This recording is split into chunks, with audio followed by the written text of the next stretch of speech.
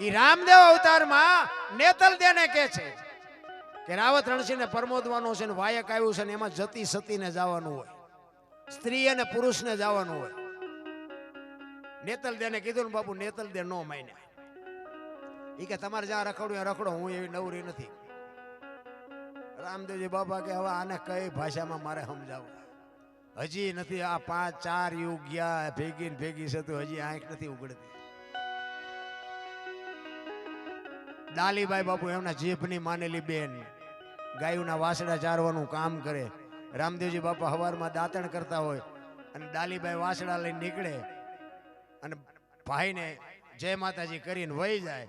એ રામદેવજી દાંતણ કરતા હતા અને બાપુ વાસડા લઈને નીકળી. એ કે ભાઈ જય માતાજી. રામદેવજી બાપાએ કીધું કે જય માતાજી. ડાલીબાઈ કીધું કે ભાઈ તમારા મોઢા ઉપર કંઈક ચિંતા હોય એવું લાગે છે. કે ના ના એવું નથી. કે ના તમે સાચું ન કહો, તમારી બેન ડાલીના સોગન છે. શું છે? એટલે એ કે રાવત રણસિંહને ઢેલડી નગર પરમોદવાનો છે. અહીંયા જતી સતીને, જો વાત ઉપર ધ્યાન આપજો, જતી સતીને કીધું ને એમાં બાપુ ડાલીબાઈ નું કામ થઈ ગયું. જો પતિ પત્નીને જવાનું હોય એમ કીધું હોત તો ડાલીબાઈ રહી જાય. જો આ શબ્દની મારી શબ્દ બાપુ પકડાઈ જાય ને એટલે ગોળ બંગાળનો રાજા ગોપીચંદ ને 92 લાખ માળવાનો ધણી ભરતરી સાધુ બની ગયા. શબ્દ પકડાઈ જવો જોઈએ. ઈ કે એમાં જતીને સતીને સ્ત્રીને પુરુષને જવાનું હોય અને તારી બા ના પાડે છે. હું વિચાર કરું છું કે અહીંયા જવાનું છે તેથી શું થશે? અને તેથી ડાલીબાઈ એમ કહે છે કે સ્ત્રીને પુરુષને બેને જવાનું હોય તો કે હા. તો કે તમે પુરુષ છો ને મારી બા ન આવે તો હું સ્ત્રી છું, નો આવું, નો હાલું? બાપુ રામદેવજી બાપાની આંખોમાંથી પાણી પડ્યું.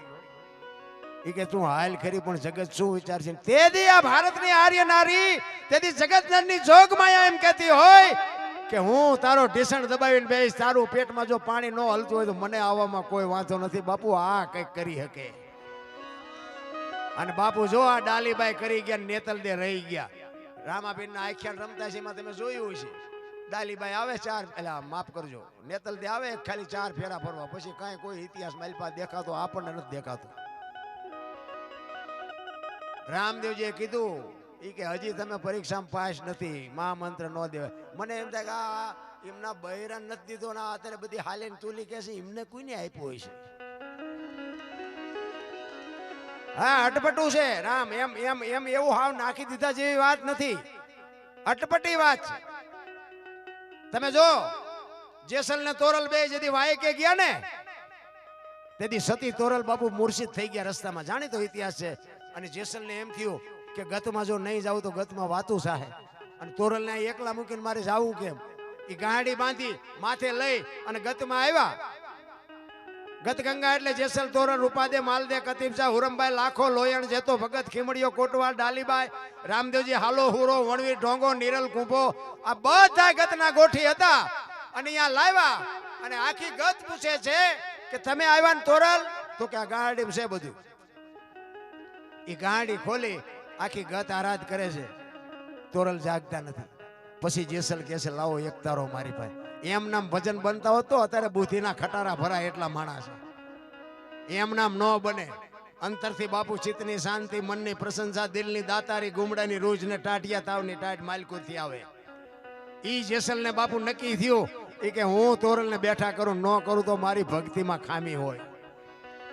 એક તારો લાવો મારી પાસે. એક તારો લીધો અને પછી કે છે પીરજી પુકારે મુજા ભાવરા સતી તમારા ધર્મને સંભાળો, પોતાના પૂન સિવાય પાર ને ગુરુ સિવાય મુક્તની તોરલ આ ગતગંગા બેઠી છે ને આનું જો પ્રમાણ નહીં આપો તો કાલ ભજન ને કોઈ માનશે નહીં. અને છેલ્લે કીધું કે સતીરને અહીંયા મૂકવા આવ્યો તેથી મારામાં જો હલકો વિચાર આવ્યો હોય તો ન જાગજો. ફડાક લઈને તોરલ બેઠા ત્યાં આને પ્રમાણ કહેવાય. સતી તમારા ધર્મને જો આ શબ્દની મારામારી છે. 2 જણા ભેગા ભજન કરતા હતા. સતી આપણા ધર્મને સંભાળો એમ ન કે, સતી તમારા ધર્મને સંભાળો, પોતાના પૂન સિવાય પાર ને ગુરુ. આ મેં આ રાડ્યું પાડી છે ને અમારા હાટું, તમારા હાટું પાડતા જ નથી. અને આમાં તમને ભાગ ન મળે એ તમને કહી દઉં. અમે રાડ્યું પાડી છે ને અમારા હાટું આ ખર્ચો ભલે તમે કર્યો હોય પણ અમે આખી રાત રાડ્યું પાડીને કે મારા બાપ એકાદી રાડે મારી સાંભળજે. બાકી અમારે કોઈને વેરા ગાતો ગંગા હાલી જાય, પીવો ન પીવો તમારી મોજ. બાકી કરવા જેવું છે એક સમજી લેજો. મારા જેવા પાપી તમે નહીં હોય એટલે હું આવ્યો છું તો તમે તો મારા કરતા ઝટ આવી જાઓ.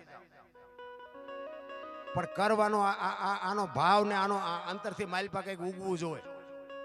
ઈ જાડેજાએ કીધું કે સતી તમારા ધર્મને સંભાળો, પોતાના પુણ્ય સિવાય પાર નહીં, ગુરુ સિવાય મુક્તિ નહીં. અને આવડી આજ વાણી સતી તોરલ જાડેજાને કરે ક્યાં? હોડીમાં, દરિયામાં. તેથી તોરલ કહે છે જાડેજા પાપ તમારું પોકારો ને પુણ્ય કર્યું હોય તો યાદ કરો. આ ઈ ભજન બાપુ અહીંયા ભજનના આકડિયા થઈ જાય, એમના ભજન ન બને મારા રામ. અને બનાવી જો એક બજારમાં બનાવીને મૂકો હાલે તો નહોતું ઓલું જાગ રે માલણ જાગ જીનપા કાન કરો પણ નહોતું સંભળાતું. સંભળાય અત્યારે છે આપણું બનાવેલું હતું. આ હજારો વર્ષથી હાલ્યું આવે છે બાપુ, અભાવ નથી આવતો. શું કામ? આ હોનું છે, આના ટુકડા ગમે એટલા થાય ને તો આની કિંમત ન ઘટે. પછી મારા જેવો ગાતો હોય તો ભલે 5 લાખનો કલાકાર લાવો તોય ભલે. ભજન તો એકનો, આમાં એક શબ્દ કોઈ ઉમેરી ન કે ને એક શબ્દ કોઈ કાઢી ન કે. બાપુ તમે વિચાર તો કરો, તેથી આ ભણતર નહોતું, આધુનિકતા નહોતી, આટલું વિજ્ઞાન નહોતું. પોતાની હુદથી કેવા શબ્દો કાઢ્યા, કેવી કડીઓ ગોઠવી, કેવો રાગ કર્યો, કેવો ઢાળ કર્યો. તમે જોવો તો ખરા એમનું નોલેજ કેવું હોય છે.